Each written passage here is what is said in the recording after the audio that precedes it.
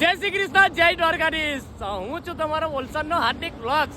તો અમે જઈ રહ્યા છીએ વલસાડથી દ્વારકા પદયાત્રા અને મારા સાથે હું એકલો નથી, યુગભાઈ, સોનુભાઈ અને આપણા મીતભાઈ, 3 મિત્ર સાથે હોય ને દ્વારકા જેવું ધામ હોય તો ચાલવાની મજા આવે જ ને મિત્રો. તો અમે જયેલા છે વલસાડથી દ્વારકા પદયાત્રા.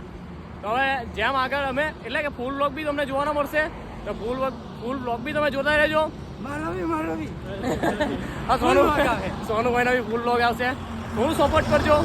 અને હવે શું કે જ્યાં સુધી દ્વારકાનો હુકમ ન થાય ત્યાં સુધી દ્વારકા નહીં જ જવાય. પણ અચાનક હુકમ થઈ ગયો અને અમે ચાલ્યા છે 4 મિત્રો.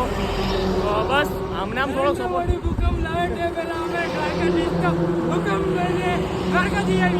બસ હવે એક 2026નું પહેલું સપનું હતું કે અમે ચાલતા દ્વારકા જશું, એ સપનું પૂરું કરવા અમે જઈ રહ્યા છીએ.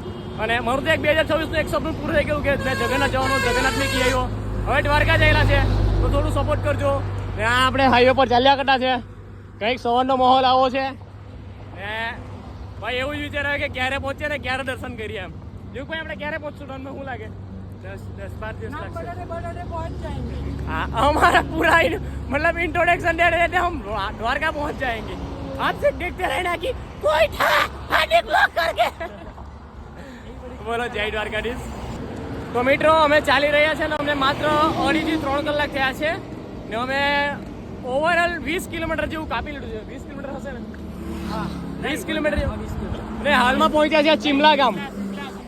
હા ભાઈ સિમલા જવાનો હતો પણ અમે લઈ ચાલ્યા દ્વારકા, પણ તે છતાં એને ચિમલા ફરાઈ લઈ જાય. હવે પણ હવે તમે જોતા રહેજો, સવારનું કંઈ દ્રશ્ય આવું છે ને હાઈવે પર બી મસ્ત વાહનો જાય છે, પણ કોઈને આજે બેસવાનું અમે આટલા નથી કરતા કારણ કે પદયાત્રા જવાનું છે.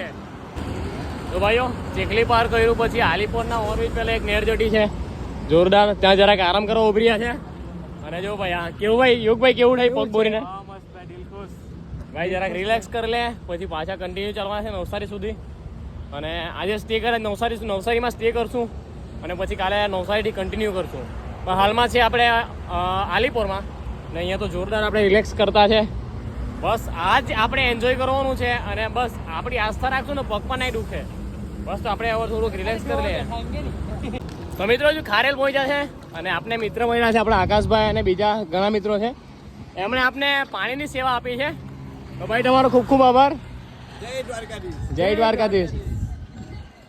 તો આપણે દ્વારકા વલસાડથી દ્વારકા જઈ રહ્યા છે અને મિત્રોનો ખૂબ પ્રેમ મળી રહ્યો છે.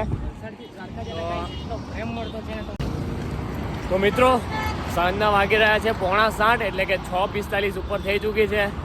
ને મિત્રો આખા દિવસ તો વિડીયો ઉતારી શક્યા નથી કારણ કે અમે ચાલવામાં એટલા બિઝી હતા ને. અને આજે અમે કદાચ આશરે 50 થી 55 કિલોમીટર અમે કવર કર્યું છે અને અમારો ટાર્ગેટ હતો ખાલી 50 કિલોમીટરનો. અમારા માટે તો રેકોર્ડ કહેવાય છે.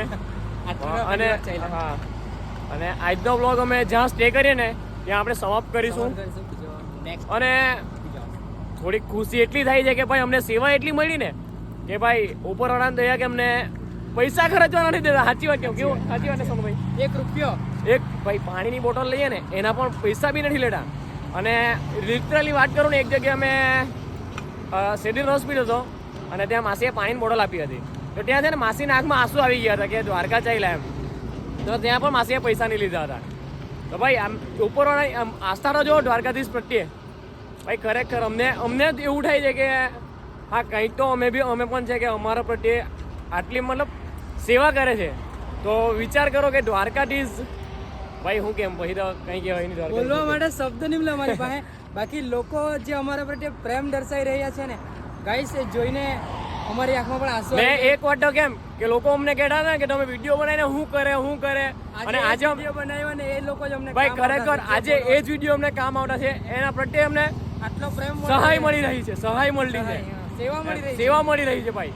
એટલે પ્રાઉડ ટુ મી. હું કે સોનભાઈ એમ પોતાના ચરણ સ્પર્શ કર્યા છે. હવે ચાલો જ્યાં લાસ્ટ સ્ટે કરીએ ને એવી ત્યાં તમને જગ્યા બતાવીશ. અમે આજે નવસારીની આજુબાજુ જ છે, લાસ્ટ તમને લોકેશન બતાવી દઈશ.